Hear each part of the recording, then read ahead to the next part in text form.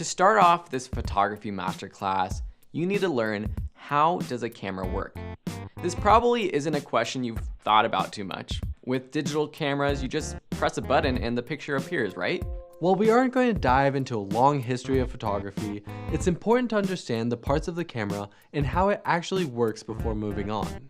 Nowadays, cameras are everywhere, from the street corner to your pocket, and while bigger, more professional cameras like DSLR or mirrorless may look quite different than a smartphone, they work very similarly.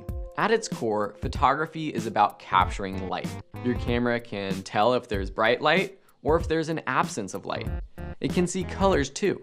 Light goes into your camera through the lens, which has an aperture inside, an opening that lets light inside. The light passes through the camera shutter, which in many cameras opens when you press the shutter release button to let light in. And the light hits your camera's sensor, where it is digitally captured and saved as an image.